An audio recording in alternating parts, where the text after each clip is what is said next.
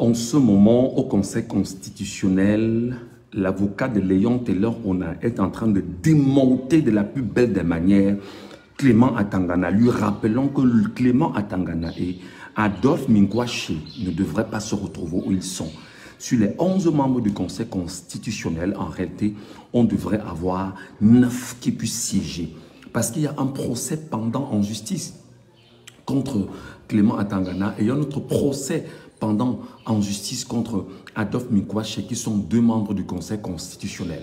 En ce moment, ça chauffe énormément là-bas. On n'est peut-être pas encore au niveau des données avec le Manidem. Mais ce qu'il faut retenir pendant que nous y sommes, c'est que là, présentement, il y a une sorte de pression incroyable. Clément Atangana est illégitime. Clément Atangana n'a pas qualité de donner ou de rendre un verdict. Parce que Clément Atangana lui-même a violé le statut fondamental du Conseil constitutionnel, portant organisation des membres du Conseil constitutionnel, en allant prendre part à une réunion à Mbalmayo, au cours de laquelle, à la fin de la réunion, il a choisi effectivement de co-signer, comme certains d'entre eux, qu'il faudrait bien que Paul Biya soit candidat. Alors, ce procès est pendant en justice, et en ce moment, l'avocat de Léon Taylor-Onana est en train de démonter pièce par pièce exactement Clément Atangana, lui rappelant qu'il n'a aucune légitimité, aucune qualité, aucune authenticité, aucune profondeur pour y siéger en lieu et place du président de la Cour constitutionnelle. Il a également touché M. Adolphe Minkwache, tout en rappelant que Adolphe Minkwache n'a aucune force, aucune qualité d'y être parce qu'il a été lui aussi nommé membre d'une organisation olympique au Cameroun. Pourtant, la loi la lui interdit justement de pouvoir y siéger.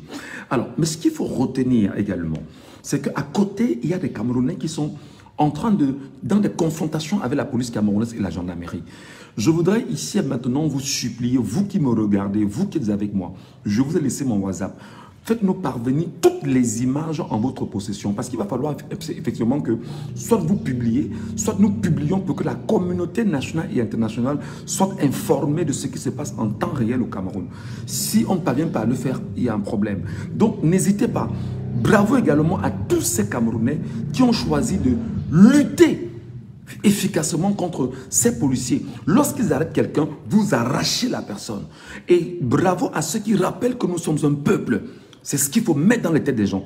Que nous sommes un peuple. Et le peuple, justement, c'est lui qui a la parole. C'est lui qui décide. C'est lui qui parle. C'est lui qui interpelle. Donc, bravo aux Camerounais qui sont en train de sortir de leur maison, de leur quartier et qui migrent vers le palais des congrès.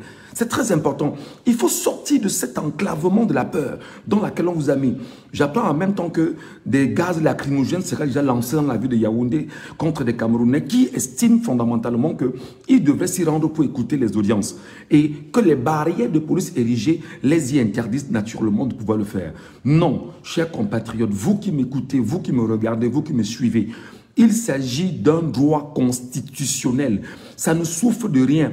Et vous devrez leur rappeler que vous êtes un peuple. Si on arrête un Camerounais devant vous, un policier, vous êtes 1000, 2000, arrachez le Camerounais justement des bras de ces policiers. Constituez-vous en bloc. Ne restez pas justement, que les gens ne restent pas cloîtrés où ils sont. Constituez-vous en bloc et vous partez libérer les Camerounais. Ils sont combien de policiers? Ils sont très peu nombreux dans toute la ville de Yaoundé. Tous les Camerounais, tous les millions de Camerounais dont on parle peuvent sortir et migrer vers le palais des congrès. Pour pouvoir tout au moins ne pas laisser qu'on amène un seul Camerounais aujourd'hui dans une cellule. Ça c'est important. Ça c'est important. Vous devez le faire. Vous devez sortir, vous devez être en route. Vous devez être en chemin. Vous devez aller tout au moins demander au moins qu'on n'arrête personne. Et c'est très important. Allez, les amis. On va continuer bien sûr à suivre les mouvements.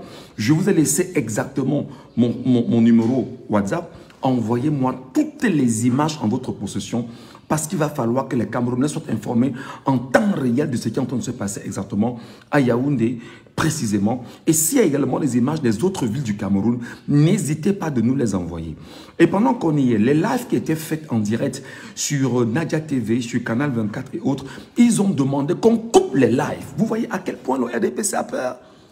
Vous voyez à quel, jusqu'où le RDPC ne parvient pas à supporter comment on est en train de démonter le RDPC en direct du Conseil constitutionnel. Et ce qui est grave, c'est que c'est dans le Conseil constitutionnel qu'on vient violer une disposition parce que la loi de 2004 portant organisation du Conseil constitutionnel est claire qu'en matière bien évidemment de plaidoyer, c'est public pour les questions électorales et pour les questions référendaires.